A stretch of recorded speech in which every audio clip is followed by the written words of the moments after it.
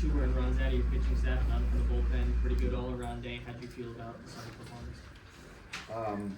Good. I think the way game started off there with bases loaded, nobody out. I thought we were, the game could have gone a lot differently. I think tip of the hat to Jaden Alba for kind of buckling down right there and getting the soft line out and then punching the next couple guys out to get out of that. And that kind of really started kind of the momentum, I guess, on our side after it could have really gone south.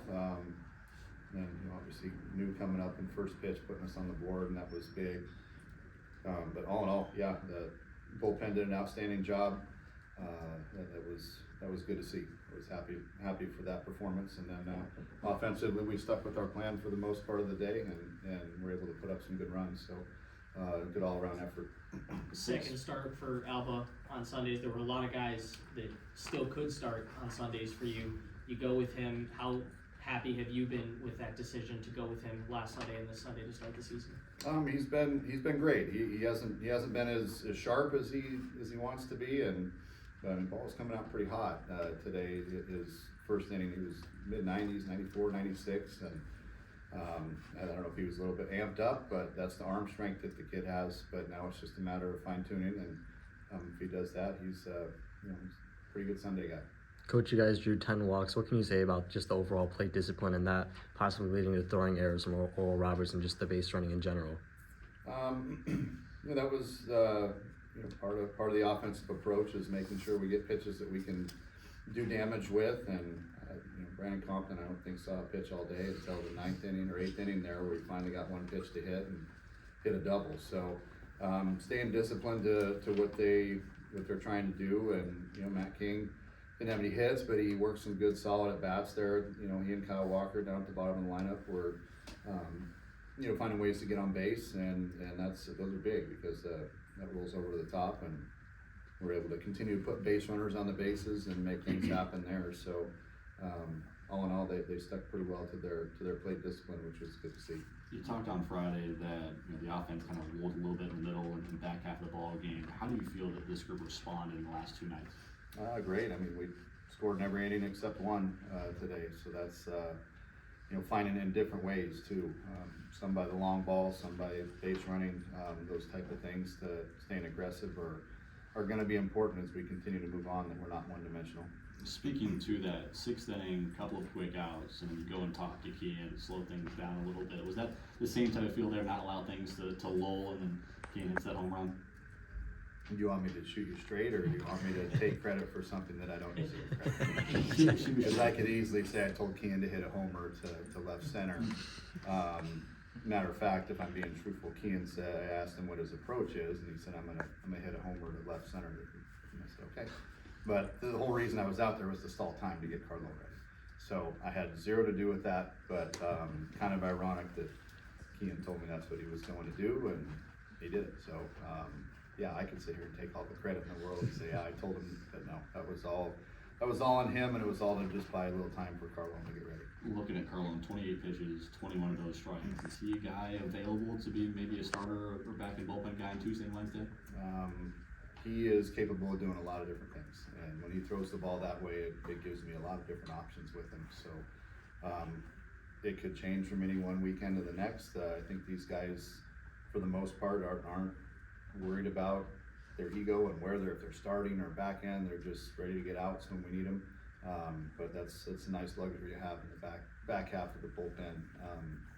With him throwing that way, it's pretty impressive. I asked the guys about how much fun they're having around the base and the free bases that were given this weekend. How intimidating do you think that made? Because they were saying that it really makes the pitcher stop thinking about throwing a pitch and more about checking over to first. How intimidating does that make you guys as a team when you always have to be wary whenever there's a runner on base? I think it's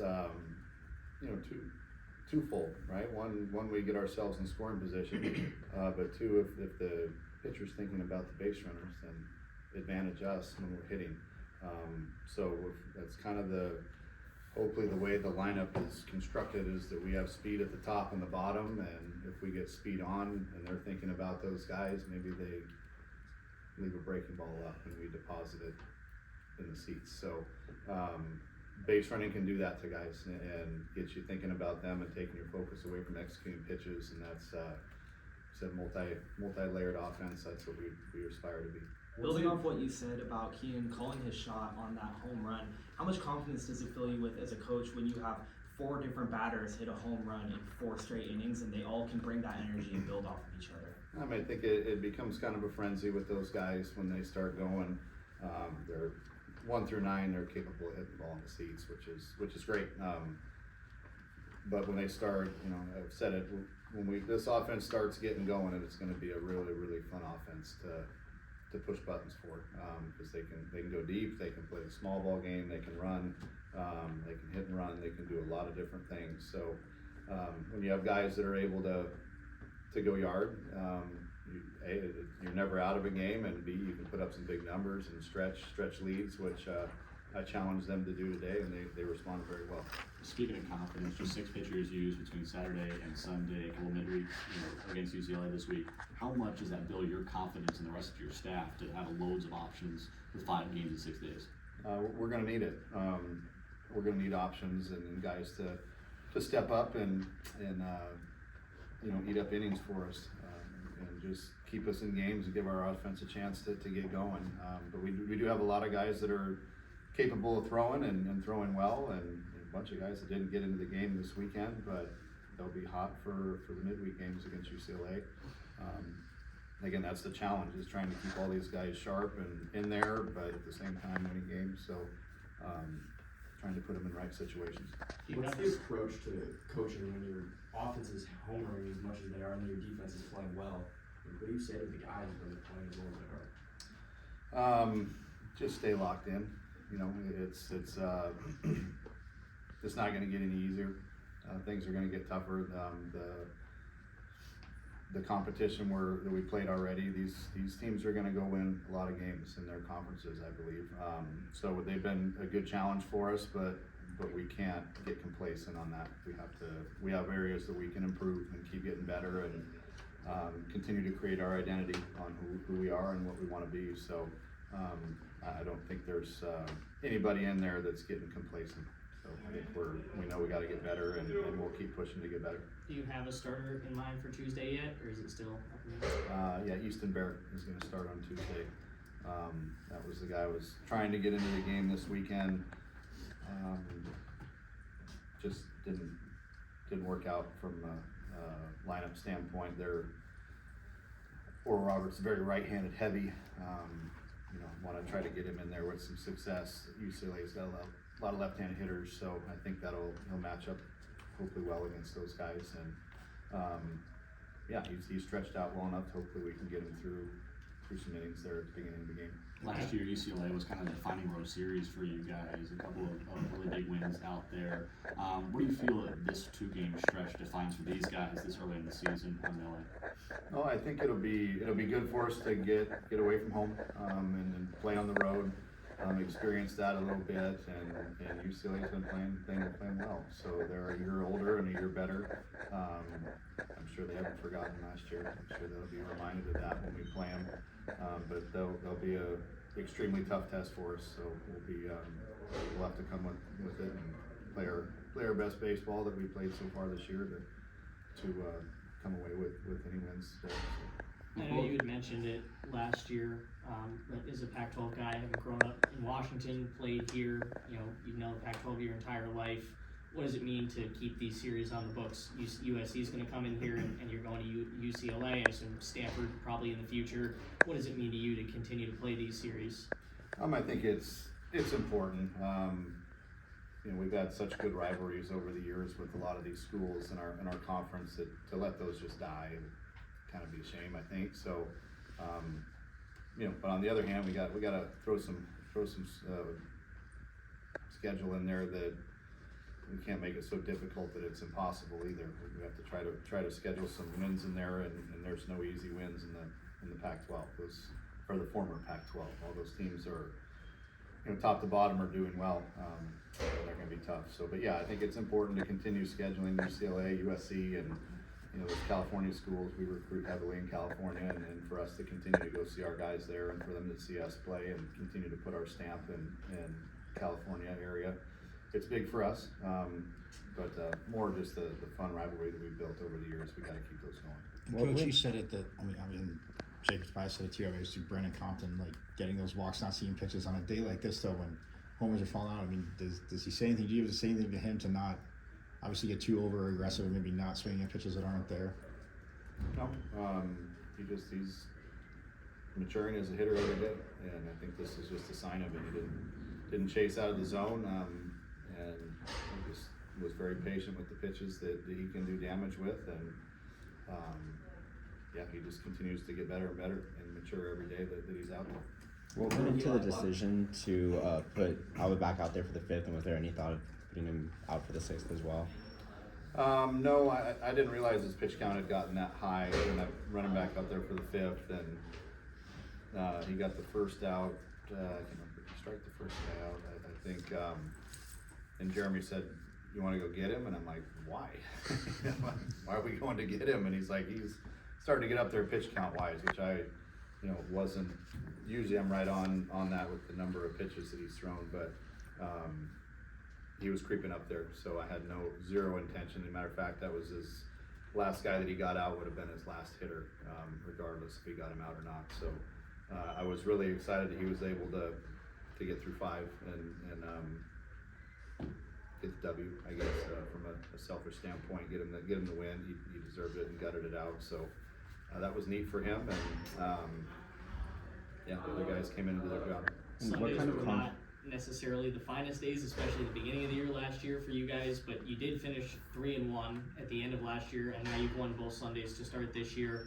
What have you seen with this team as far as turning it around and making sure that you close out a series strong? And this was obviously, especially pitching wise, a lot different than you're used to seeing in a Sunday ball game. Yeah, I mean, it was we were trying to scratch across runs, but I mean, I think at the end of the day, that was, hockey said it today. First time in 3 years we lost a Friday game and were able to still come away with the series win. So I challenged our guys with that today a little bit and said, okay, here's the deal. We know they're going to come out swinging, and it's going to be a dogfight today. So button the chin strap and let's get after it and try to get this. This is an important win. Early on, it's an important one. So.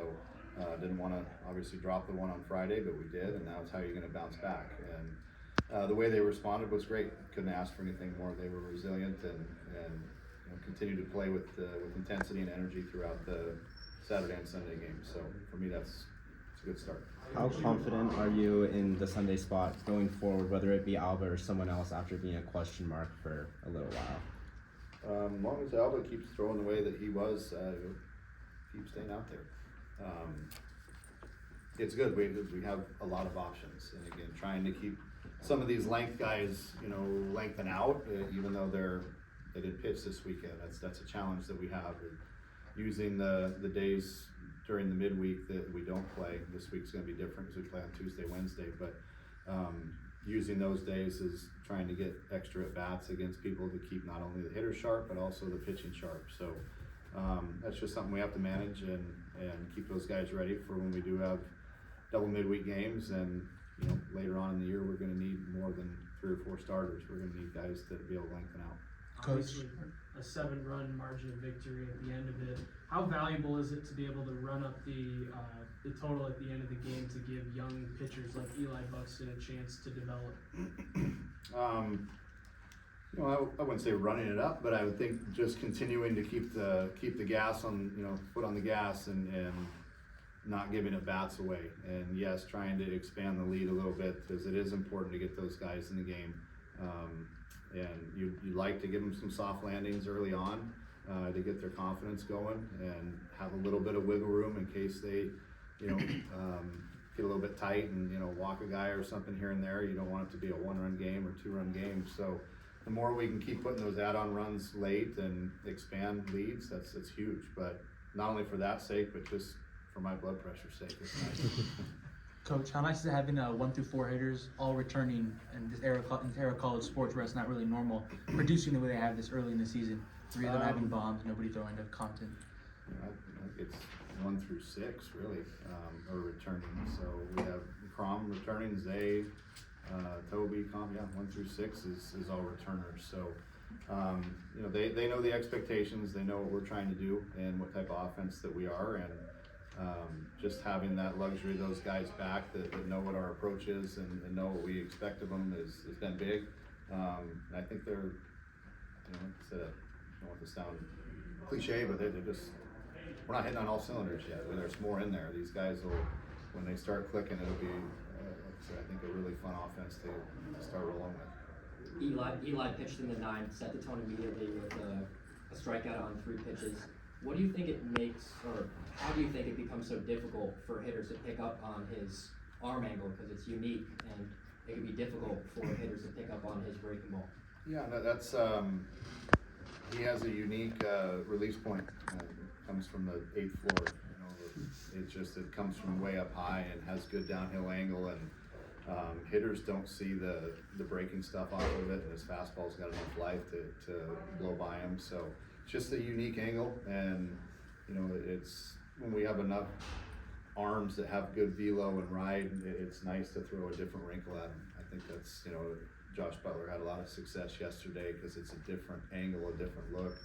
After we've been throwing everything that kind of rises at him for, you know, the last 13, 14 innings, and then bringing that guy in with sink and then kind of mixing it up today, you know, with those different angles and different looks is big. So, you know, these hitters are good, man. I don't care who they are playing for or what teams they are. They come in, if you start showing them velo every day that has the same arm slot, they're going to catch up to it. And, you know, I never felt overly comfortable this weekend. Those guys can swing it a little bit, and they put good at bats together. So we had to keep throwing different wrinkles at them and keep them off balance.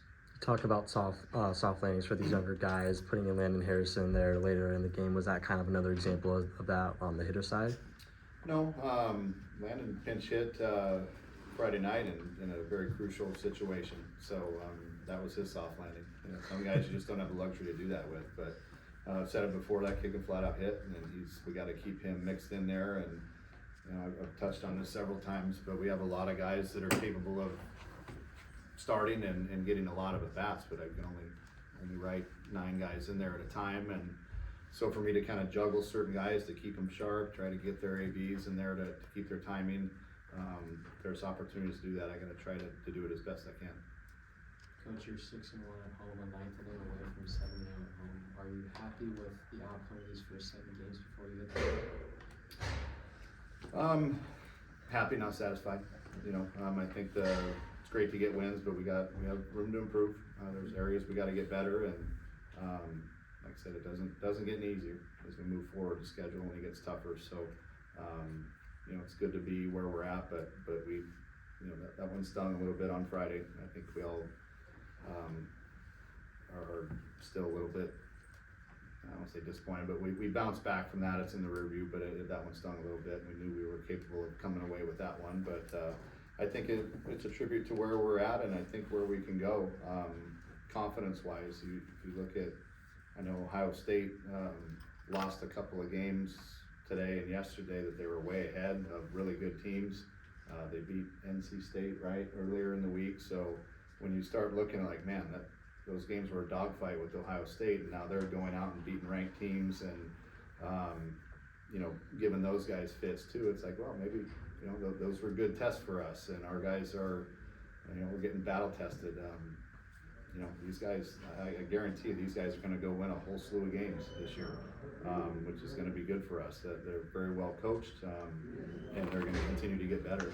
They're a little bit inexperienced, but they got some kids over there that can flat out play, and some nice arms in the bullpen. So that was a good challenge for us. And Austin Peay is going to go win a boatload of games too. So I think we were challenged early on, and to come away with 6 wins is good. You know, but we know as a team we got to get better. So. Thanks, Coach.